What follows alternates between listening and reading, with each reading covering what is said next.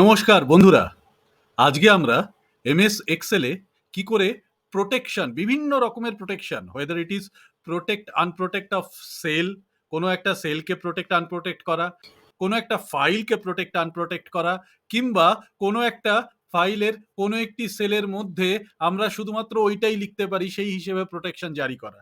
এরকম বিভিন্ন প্রোটেকশনের মেজার, বিভিন্ন প্রোটেকশনের আমরা পদ্ধতি নিয়ে আজকে আমরা আলোচনা করব। আমরা একটা এক্সেল শিটে এলাম। এই এক্সেল শিটে একটা ইএমআই ক্যালকুলেটর দেওয়া আছে। আমরা এর আগে ইএমআই ক্যালকুলেটরের ডিটেইলে আলোচনা করেছি কি করে ইএমআই ক্যালকুলেটর তৈরি করতে হয়। তো আপনারা যারা ওই ভিডিওটি দেখেননি তারা একটু ওই ভিডিওটি দেখে নিন। আমরা এখানে ইএমআই ক্যালকুলেটর কি করে তৈরি করতে হয় তা দেখাবো না। আমরা এখানে ধরা যাক প্রথমে শিখব এই যে ইএমআই ক্যালকুলেটরটা রয়েছে, এটাকে, এই যে ফাইলটাকে কি করে প্রোটেক্ট করতে হয়। এই ফাইলটাকে প্রোটেক্ট করা মানে ফাইলটা যখনই আমি খুলতে চাইবো তখনই আমার কাছে পাসওয়ার্ড চাইবে। ফাইল প্রোটেক্ট করতে গেলে আমাকে প্রথমে ফাইলের নিচে এই ইনফো আছে, ইনফোতে ক্লিক করতে হয়। ইনফোতে ক্লিক করলে এখানে দেখা যাচ্ছে প্রোটেক্ট ওয়ার্ড ও ওয়ার্কবুক, প্রোটেক্ট ওয়ার্কবুকে ক্লিক করতে হয়। এখানে লেখা আছে এনক্রিপ্ট উইথ পাসওয়ার্ড, পাসওয়ার্ড দিতে হয়। আমি এখানে পাসওয়ার্ড একটা দিয়ে দিলাম 1 2 3 4 5, ওকে করে দিলাম। এবারে পাসওয়ার্ডটাকে রি এন্টার করতে হয় 1 2 3 4 5, ওকে করে দিলাম। এবারে ক্লোজ করে দিলাম, সেভ করে দিলাম, ফাইলটা বন্ধ করে দিলাম। এবারে আমি ওই ফাইলে চলে যাচ্ছি। এইখানে আমি ফাইলের এখানে চলে এলাম। এবারে ফাইলটাকে যদি আমি খুলতে চাই তাহলে দেখা যাবে যে ফাইলটা পাসওয়ার্ড চাইছে। দেখুন এখানে পাসওয়ার্ড চাইছে, আমি পাসওয়ার্ডে দিয়ে দিলাম 1 2 3 4 5। তো আমার ফাইলটা খুলে গেল। এবারে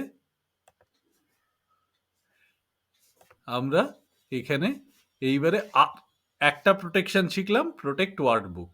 এইবারে ধরা যাক এইখানে আমার 10 লাখ টাকা আমাকে 20 লাখ করছি, কিন্তু সেটা করতে দেওয়া যাবে না। তাহলে আমার কি করণীয়? সেক্ষেত্রে আমাকে যেটা করতে হবে সেটা হচ্ছে যে রিভিউতে যেতে হবে। রিভিউতে গিয়ে এখানে প্রোটেক্ট শিটে গেলাম।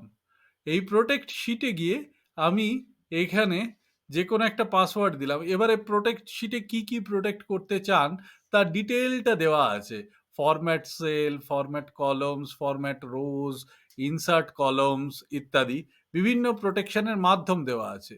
আমি এখানে ধরে নিলাম যে বাই ডিফল্ট যেটা দেওয়া আছে সিলেক্ট লকড সেল আর সিলেক্ট আনলকড সেল, এই দুটো জায়গাতে টিক করা আছে। আমি এইখানেই আমি প্রোটেকশন করব। আমি একটা পাসওয়ার্ড দিয়ে দিলাম 1 2 3 4 5, এবং এই পাসওয়ার্ডটাকে আমি রি এন্টার পাসওয়ার্ড করে আর আরেকবার পাসওয়ার্ডটাকে দিয়ে ওকে করে দিলাম। এখন দেখুন এই সেলগুলোর মধ্যে কোথাও কিচ্ছু লেখা যাচ্ছে না, কোথাও কোনো কিছু লেখা যাচ্ছে না, এবং এইখানে আমাকে এটা দেখা যাচ্ছে, ফর্মুলাটা দেখা যাচ্ছে এবং সেলগুলো দেখা যাচ্ছে, কিন্তু এটা লেখা যাচ্ছে না। কিন্তু আমি তো চাই যে এই ওপরের 3টে জিনিস লিখতে পারবে যে কোনো লোক, শুধুমাত্র এই ফর্মুলাটার এখানে কিছু করতে পারবে না। তাহলে সেক্ষেত্রে আমরা কি করব? সেক্ষেত্রে আমরা এখানে আবার আনপ্রোটেক্ট শিটে ক্লিক করব। আনপ্রোটেক্ট শিটে ক্লিক করে 1 2 3 4 5 পাসওয়ার্ড দেবো, এবং এই যে 3টে সেল, এই 3টে সেলের এই 3টে নাম্বারকে আমরা প্রোটেক্ট করতে পারি, প্রোটেক্ট করতে চাই না। এখানে যে কোনো লোক তার নিজের মতো নাম্বার লিখবে এবং ইএমআই ক্যালকুলেটরের ইএমআইটা চলে আসবে। তো সেক্ষেত্রে আমরা কি করব? আমরা ফরম্যাটে যাব, কন্ট্রোল 1, কন্ট্রোল 1 দিলে আমার ফরম্যাট সেল চলে আসে। এই ফরম্যাট সেলের একদম লাস্টে একটা প্রোটেকশন আছে। এই প্রোটেকশনে এই যে লকড লেখাটা আছে, আমি এই লকটাকে সরিয়ে দেবো, এটাকে আনলক করে ওকে করে দেবো। এইবারে আমি যদি প্রোটেক্ট শিট করে আবার ওই বাই ডিফল্টে 1 2 3 4 5 একটা যে কোনো পাসওয়ার্ড দিয়ে দিয়ে এবং সেটাকে রি এন্টার করি, তাহলে দেখুন আর কোথাও কিচ্ছু লেখা যাচ্ছে না। শুধুমাত্র আমি এইটাকে 20 লাখ টাকে 30 লাখ করতে পারছি। এবং 9%টাকে 12% করতে পারছি, 20 বছরটাকে 30 বছর করতে পারছি। কিন্তু আর কোথাও কোনো কিচ্ছু করা যাচ্ছে না। এইবারে আরেকটা জিনিস যেটা দেখব, এইখানে আমি যদি 30 লাখের বদলে যদি একটা নাম্বারের বদলে ওয়ার্ড ভুল করে লিখে দিই, ধরা যাক আমি লিখে দিলাম RS.30,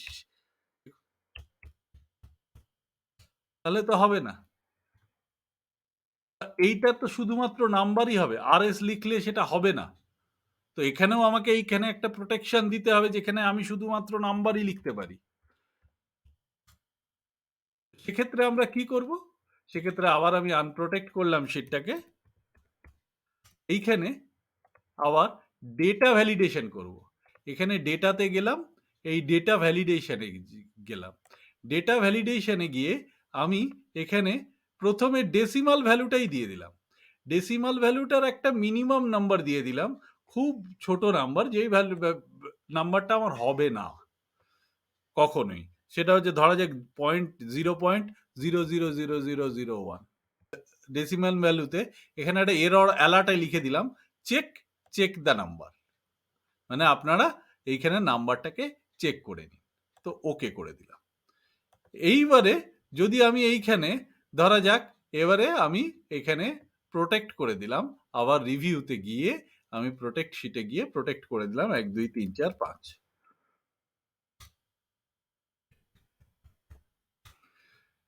এবারে দেখুন এখানে আমি কোনো কিছু বসাতে পারবো না, একটা মেসেজ চলে আসছে চেক দ্য নাম্বার। ঠিক আছে, তাই আমাকে এখানে শুধুমাত্র নাম্বারই বসাতে হবে, নাম্বার ছাড়া অন্য কিচ্ছু বসাতে পারবো না। এই তিনটেতেই তাই।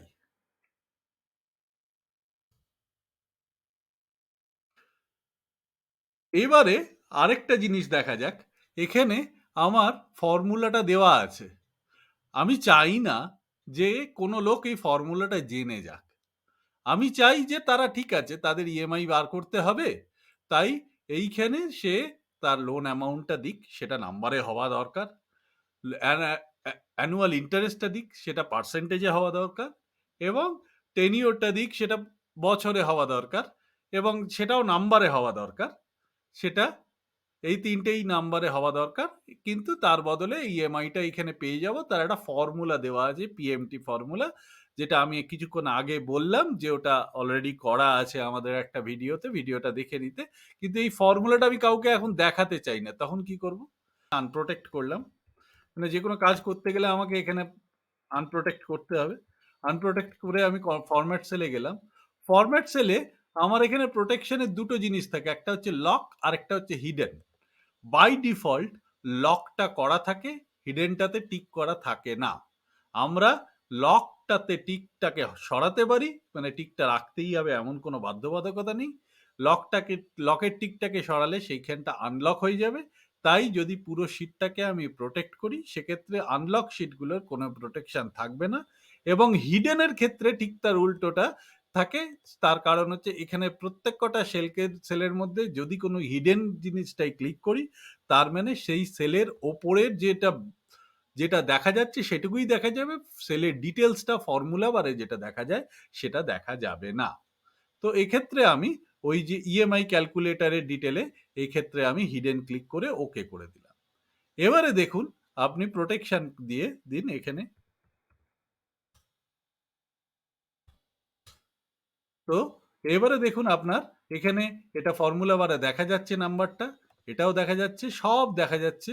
শুধুমাত্র আমার এইখানে ইএমআই এর যে অ্যামাউন্টটা এসছে সেটা কি করে এসছে সেটা ফর্মুলা বারে দেখা যাচ্ছে না, এবং এটা প্রোটেক্ট করা আছে বলে এখানে এই মেসেজটা চলে আসছে। আশা করি বন্ধুরা প্রোটেকশনের ব্যাপারটা ডিটেলে আপনারা বুঝতে পেরেছেন। Thank you. আশা করি আপনাদের ভিডিওটি ভালো লেগেছে এবং আমি জানি এটি আপনারা আপনাদের কর্মক্ষেত্রে বা আপনাদের যে কোনো কাজে এটিকে ব্যবহার করতে পারবেন। তাই দয়া করে আমাকে আরো অনুপ্রেরণা দিন, যাতে করে আমি আরো এরকম সুন্দর সুন্দর ভিডিও বানাতে পারি। চ্যানেলটি সাবস্ক্রাইব করুন, লাইক করুন ভিডিওটি, এবং আরো 5 জনের কাছে ছড়িয়ে দিন এটাকে শেয়ার করে। Thank you.